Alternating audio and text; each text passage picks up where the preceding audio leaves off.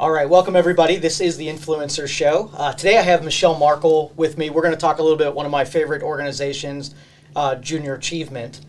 So Michele, welcome. Welcome. We're just going to have a little chat about sort of the history and the future plans and where you've been and where you're going. So now, first, like right off the get-go, like I feel like of all the people that are in this valley, that you and I, like, when did you start? When did you start with Junior Achievement?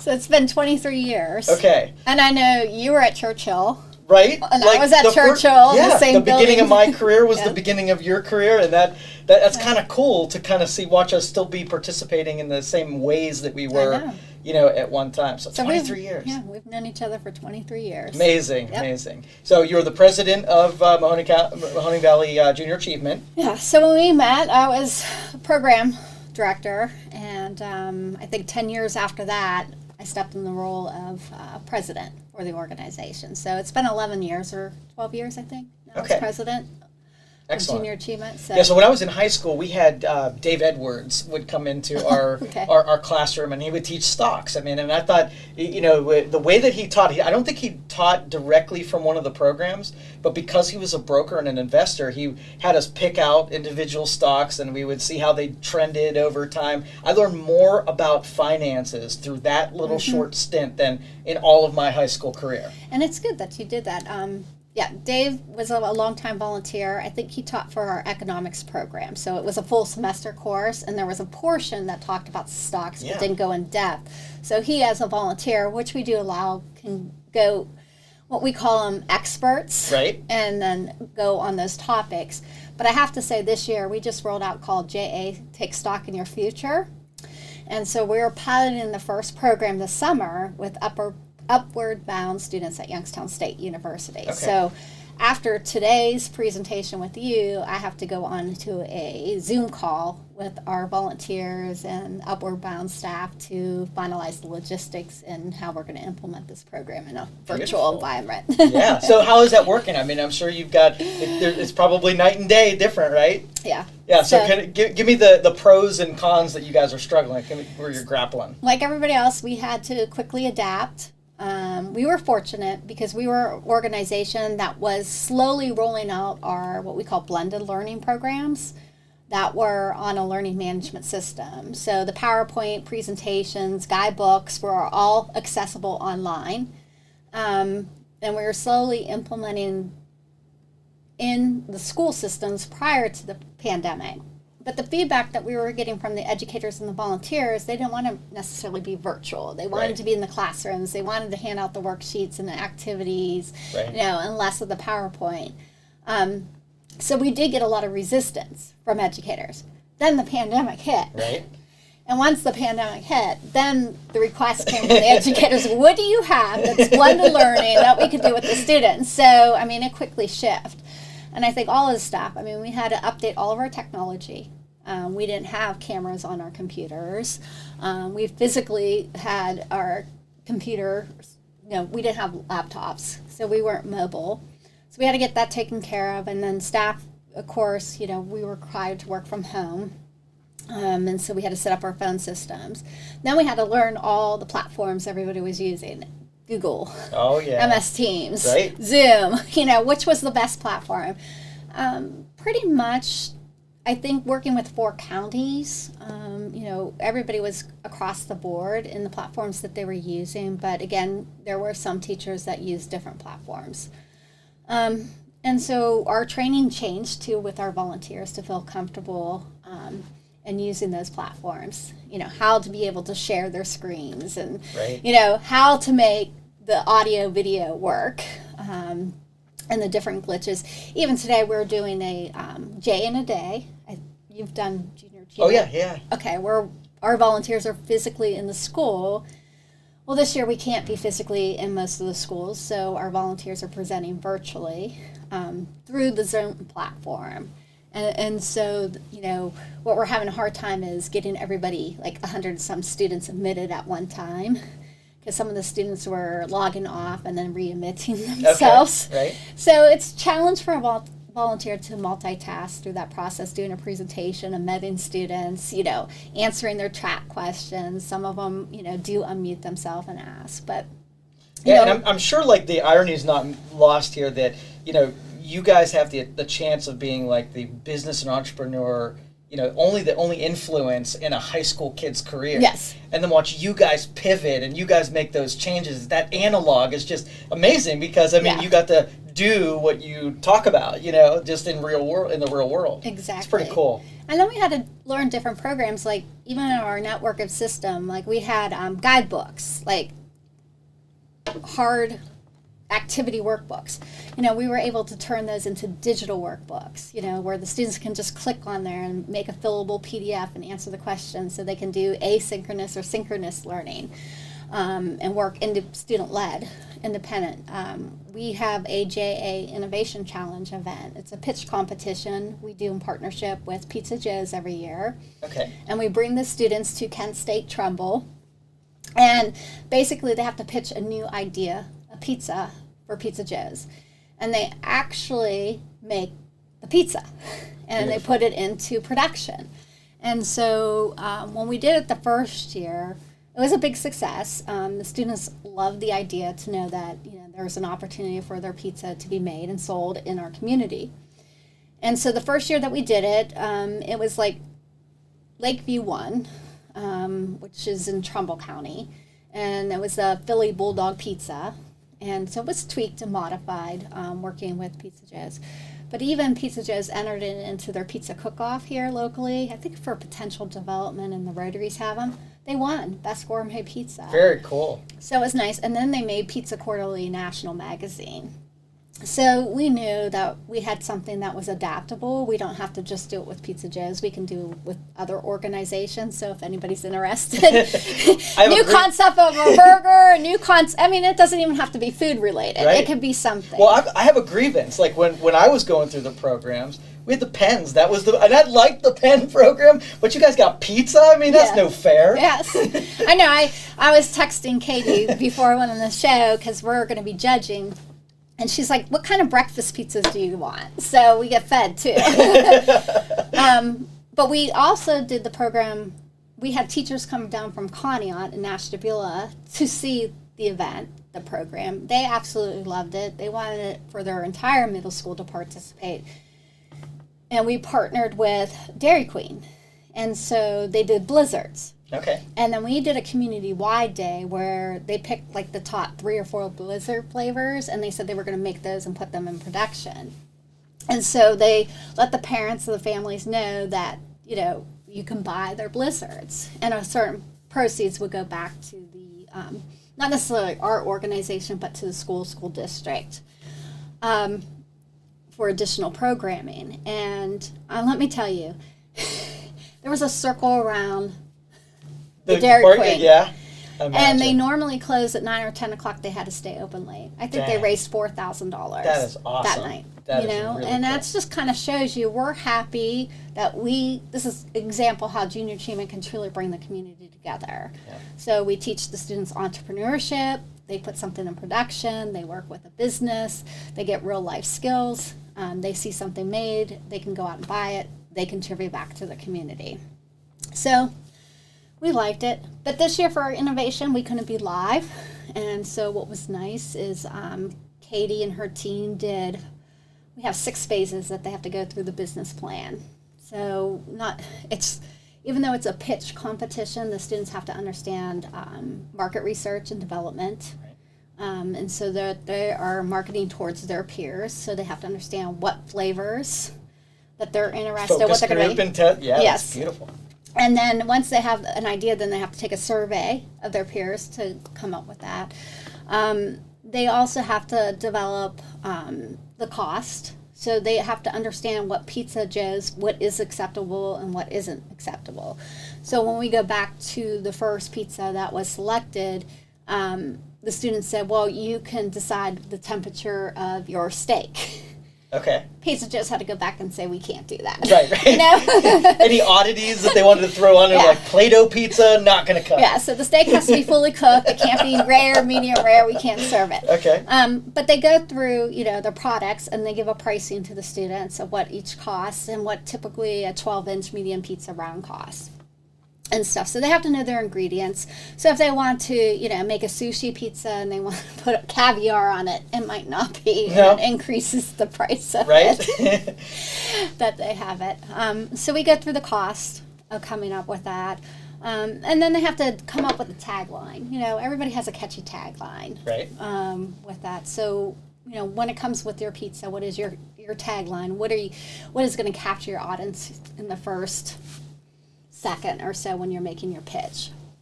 And they have to do a prototype design of that. And so then the students get in front of what they do is we have judges from the community. So anybody that's welcome can come and judge. And then we narrow it down because, like I said, I forget, about 50-some teams are pitching. Yes. That's some good participation there. So we have to narrow it down to a certain amount of groups, and then those ones that move on pitch in front of Katie from Pizza Joe's, Katie Totoro and her family, her dad, of course, Pizza Joe. Her sister works for the company. Her husband works for the company. Okay. And so they sit up there and they pitch to them and they make the final decision. That's really cool. And making them. So Katie and her team made videos those through the 6 phases. So the students have a digital career entrepreneurship book for an innovation challenge that walks through the set. They watch the videos, they answer the questions, and then they have to record a 1-minute pitch presentation. And then they can upload it, and then Friday we're going to be judging those and announcing the winners. Beautiful. So. And you're going to have to send me a couple of the groups. I want to interview them and take them through a legitimate, like a mock pitch. Not what they're really going to do in front of them, but from, we've both kind of seen the area Shark Tank type pitches. Put them through some of those questions. That would be neat. It is. And we just actually did that last week. I was out, Boardman High School does our JAB entrepreneurial program. And so it's a virtual program. And that was nice, and the teacher loved it. But they did food trucks. And so basically they had to come up with a new food truck concept, where they're going to locate it, how much it's going to cost, start up and stuff, and do a pitch type presentation for that as well.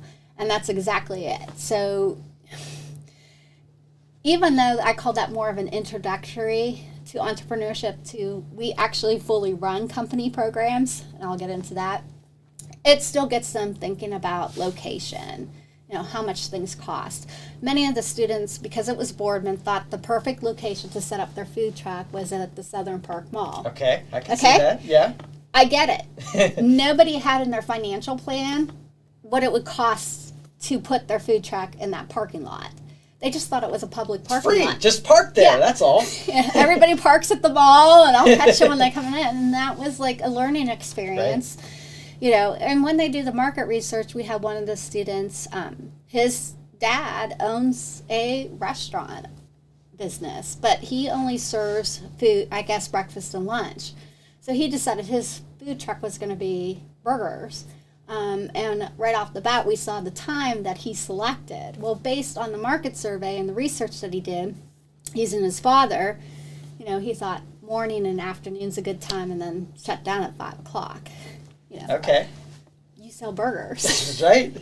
When do people buy burgers? That's right. I don't think they're buying them at 8 o'clock in the morning. Right. So, so it's good that we have people from the community to ask those questions to the students to think outside of the box and think more into their business plan. Yeah, especially from the perspective if somebody were to invest in the business, they'd have different questions than, anybody else. Yeah.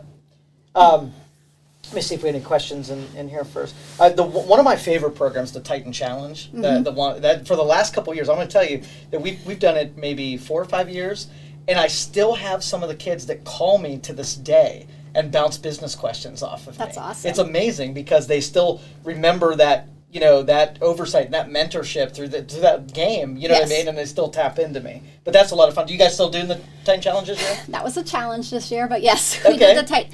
We were able to get the Titan Challenge in-person event at YSU in before COVID hit. I think it was the week or two. Okay. So going into this year, we still wanted to offer it. We still knew the game is a virtual game anyways, but we physically could not be there. And so we were like, blind leaving the blind. How do we get? And you have to understand when we work with multiple schools in our 4 counties, everybody has different time periods, and this is what we were facing. So it's great when you can take a group of 100 students to YSU. Away from their school and they're away setting. from the school. Right. Yeah. They're away from the school. So they got permission, they're there. When they're in the school and you can't be there, they're on a schedule. Right. They just can't stay there and keep playing, right? Yeah. And you think that the school district will work with you, but no. Not a chance. Yeah. So we were able to get, I think, 25 teams and 10 schools registered that would agree to times that they could play the JA Titan virtual. So we had 3 time slots. I think we had a 9, 15, 11, and I think there was one in the afternoon. So then we broke them into teams so they were competing just like in person in the laboratories at YSU, which worked out. And it was great, but yeah, it had its challenges. And, one of the emails we got from the teachers, well, several of them, but one of them was just like, we know how much work it takes to put something like this together. It's not easy, and we appreciate you coordinating the schedule. So we had 3 teams win scholarships from the Mahoning Valley area, which we call Columbiana, Mahoning, Trumbull, out of the Premier Bank Foundation that honors that scholarship. And then we have the Robert S. Morrison that does an Ashtabula scholarship for those students. So they were able to receive scholarship money as well. Very cool. Yeah, we were excited, but it was we had to take risks throughout this whole thing. I think every day we were like, beautiful thing. We can control the event when we're doing that, and we can go at a certain pace in decision making. We had no control when they were doing it. So, they have to do those industries or rounds, and I think we gave them 3 or 4 minutes when we had control. Yeah. This one we had the first day we said, okay, we'll see if they can get 16 rounds through in 45 minutes. They were done. I mean, the next day we had to set up to 32 rounds because they were just breezing through it so fast. Yes. Interesting. Mm-hmm. So you controlled the pace, and then when they're local people there, they didn't know to slow them down a little bit and not hit submit. No. So I got a question for you. So, from the tech side, business has changed with social media quite a bit on what we do on the marketing and distribution. Has the programs kind of evolved through including social media and how business is done and promoted and branded and stuff like that? I mean, for us as an organization itself, yes. Okay.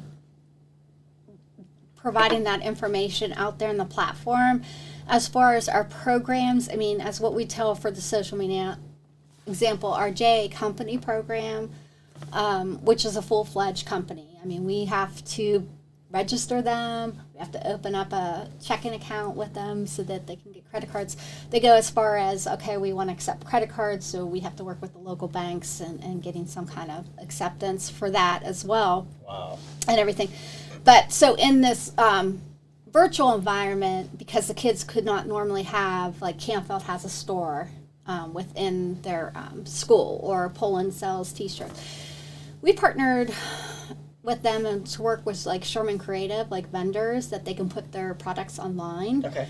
And then we also have access to discounts and services because we're a national organization to the eBay platforms and crowdsourcing, and there's Spot Up.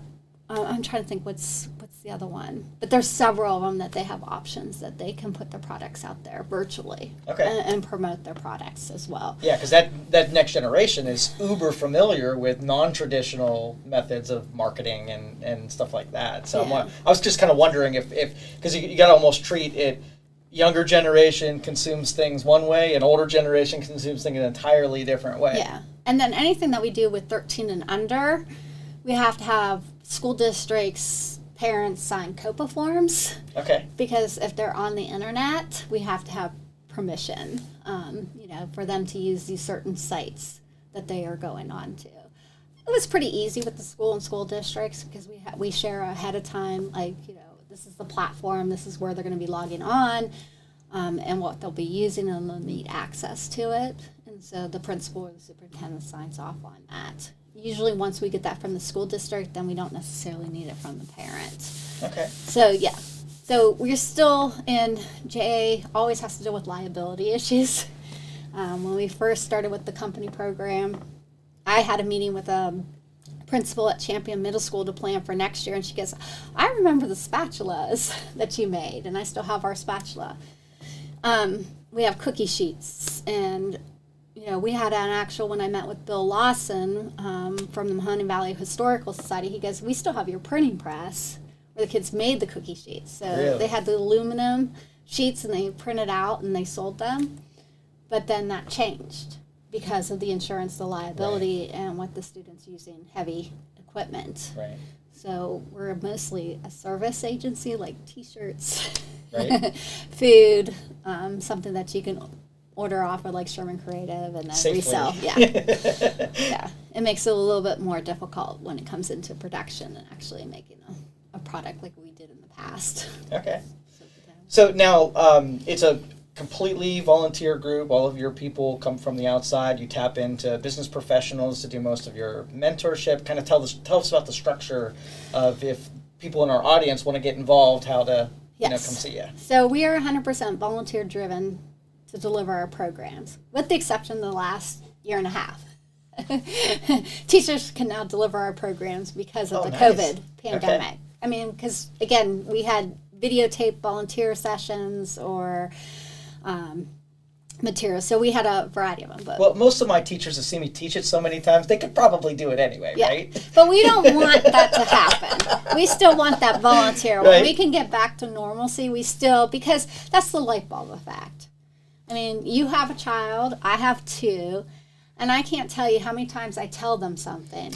But when a coach tells them something, or a teacher, or somebody outside of their family, oh, I get it now. Like what? I just said that. Yeah, and that's how it is. And I see that time and time again. So our volunteers go into the classrooms, and you've taught for 23 years now, and I know you taught several probably programs. You could speak to how easy we make it. Yes, you're investing your time, and you have to get that in the schedule. I think that's the hardest part, is getting that on your schedule and making sure you have a busy work schedule. But I think the materials that we provide, whether it's in the kits or it's on our London Learning Management platform now, we have demo videos. So Nicole, our program director, trains everybody that's initially a new volunteer, haven't taught before.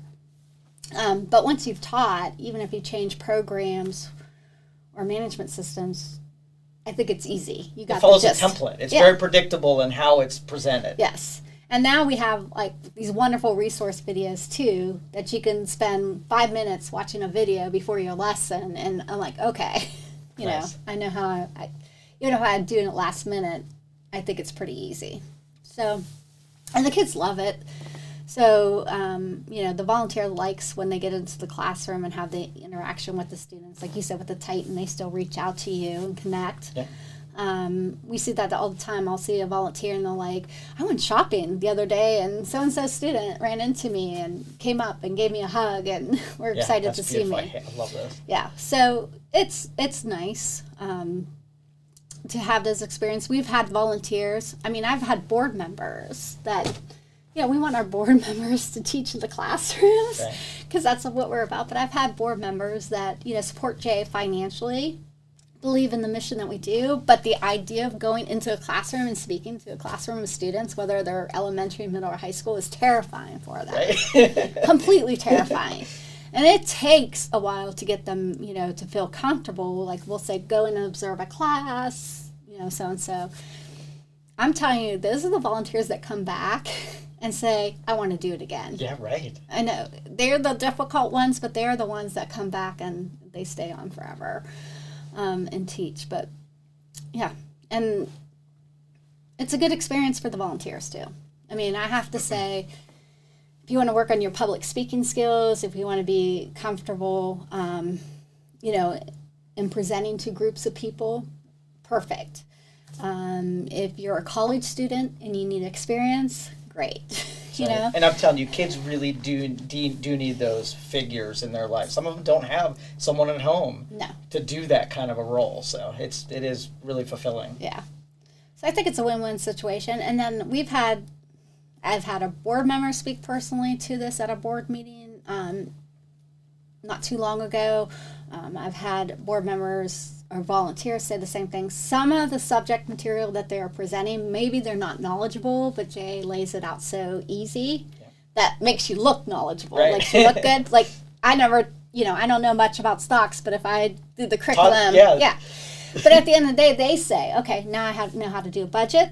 I started budgeting myself if I'm going to tell the students to do this. And so they'll come back to us and say, I actually learned from junior achievement.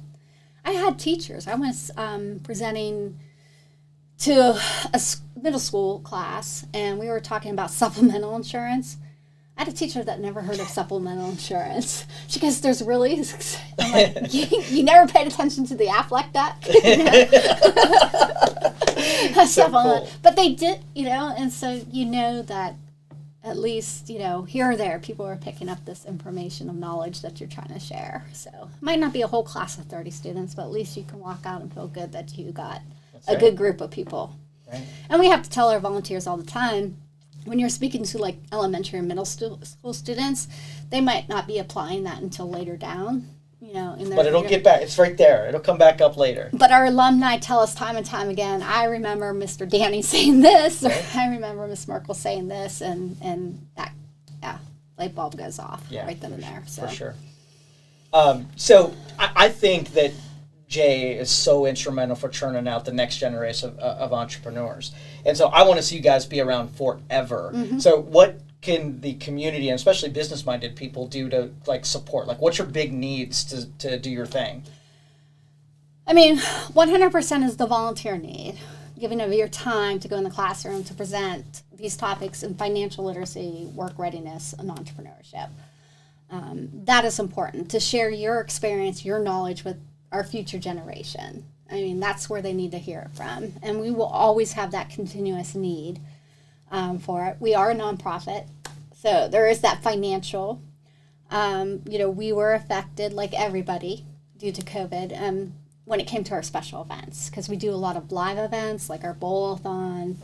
We had a designer bag bingo the last couple of years that's been successful, and we couldn't have them the last year and a half. So we had to think out of the box with some new fundraisers that were kind of virtual, but they don't bring in that same dollar amount that they normally do. So we were fortunate with the PPP loans, but I do have to say, though, our annual givers that they give through foundations or they give personally or through companies, they still stayed committed to junior achievement. Okay.